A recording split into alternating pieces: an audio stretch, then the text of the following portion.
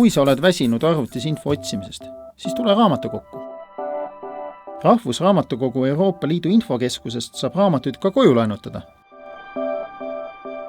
Seda saab teha väga kiiresti ja mugavalt iseteenindusautomaadist.